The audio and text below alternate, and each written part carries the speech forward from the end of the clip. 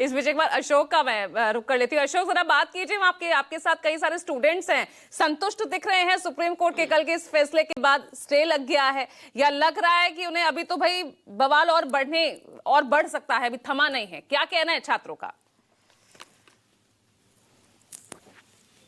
बिल्कुल, ये जो यूजीसी के नए नियम थे, इसको लेकर सबसे बड़ा विरोध प्रदर्शन मैं आपको बताऊं कि लखनऊ विश्वविद्यालय के छात्रों ने ही किया था और उन्होंने इस बात पर कड़ी आपत्ति जताई थी कि इस तरह किसी भी नए नियम की आवश्यकता नहीं है। मेरे साथ बहुत सारे स्टूडेंट्स हैं और खास बात ये भी है कि सब मास्टर्स के स्टूडेंट्स हैं मेरे साथ ज्यादा, तो उनसे बात कर लेता हूँ। क्या नाम है आपका? अनुभव शुक्ला मेरा नाम है। अनुभव, मुझे बताइए, ये जो यूजीसी के नए नियम लाए जा रहे थे, इस पर सुप्रीम कोर्ट ने अपनी रोक लगा दी है, तो आप इससे संतुष्ट हैं? क्या होना चाहिए या क्या नहीं होना चाहिए? सुप्रीम कोर्ट ने बहुत ही सही कदम उठाया है, क्योंकि ये जो कानून आए हैं रेगुलेशन यूजीसी के द्वारा, ये एक तरफा थे, क्योंकि इस पे ये डिस्क्रिमिनेशन खत्म करने को लेकर लागू किए गए थे, पर इससे समाज में और यूनिवर्सिटी लेवल पे भेदभाव और बढ़ेगा, इसलिए इसको रोक लगाना तत्काल प्रभाव से बहुत ही सही कदम है सुप्रीम कोर्ट के द्वारा। संशोधन की जरूरत थी। बिल्कुल, इसमें दोनों पक्षों को समान अवसर प्रदान किए जाने वाली बात होनी चाहिए, ना कि एक तरफा कि सिर्फ जो भी सामान्य वर्ग पे या सवर्णों पे जो भी आरोप लगाए जाए उसके अगर वो सत्य पाए जाए तब तो ठीक है, कानून कार्रवाई होनी चाहिए, पर अगर असत्य पाए जाए उसके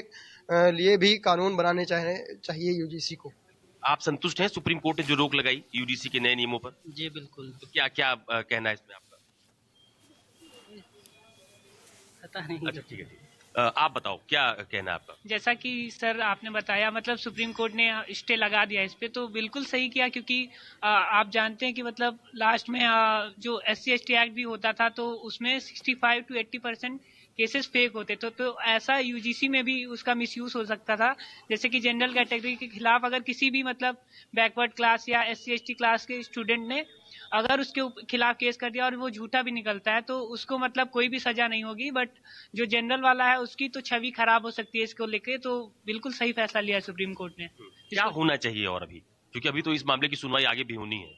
तो इसमें होना ये चाहिए कि मतलब जो EWS वाला है उसको भी या तो उसमें से हटा दें, कि मतलब उसको भी रिजर्व कर दें, या OBC को निकाल दें उसमें से। तो अगर उनको रूल बनाना ही है तो उसमें से ये कर सकते हैं ये लोग कि मतलब अगर केस झूठा निकलता है उस पे, तो उसके खिलाफ भी कार्रवाई होनी चाहिए, क्योंकि वो झूठा केस कर रहा है और उसकी छवि खराब कर रहा है जिसके खिलाफ वो केस कर रहा है। तो मानहानि का भी उसके मतलब केस होना चाहिए उसके ऊपर।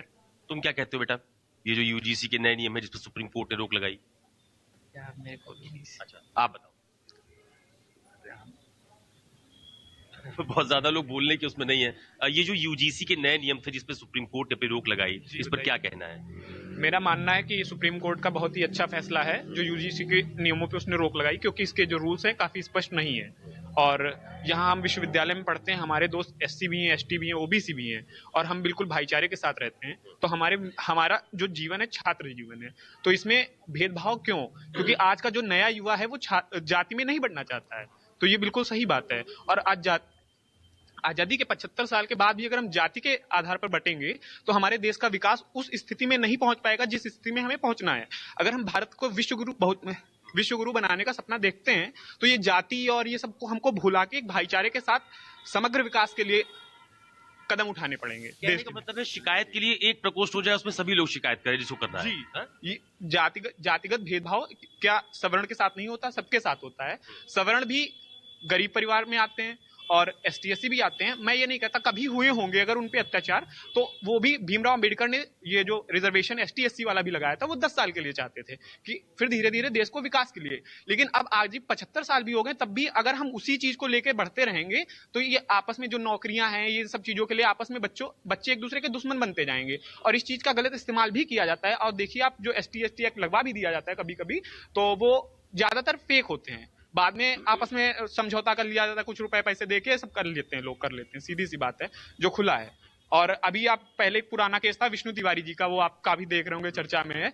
तो वो 20 साल वहां पे रहे, अब उनके परिवार के लोग खत्म हो गए और वो उनका पूरी जवानी वहां जेल में बीत गई। बाद में उनको बाइज्जत बरी किया गया। तो अब ये मतलब उनकी जवानी तो चली गई ना गलत केस में।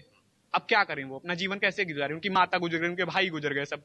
तो इसलिए मतलब अगर कोई भी करना है इस चीज को लेके, तो मतलब ये है कि सभी के लिए वो आए, स्टूडेंट के लिए आए, तो मतलब कोई भी स्टूडेंट, वो चाहे सवर्ण हो, चाहे OBC हो, चाहे SC हो, वो सभी के लिए हो। कि अगर स्टूडेंट का मजाक उड़ाया जाए वो बात अलग चीज होगी, तो ये जातिगत न किया जाए।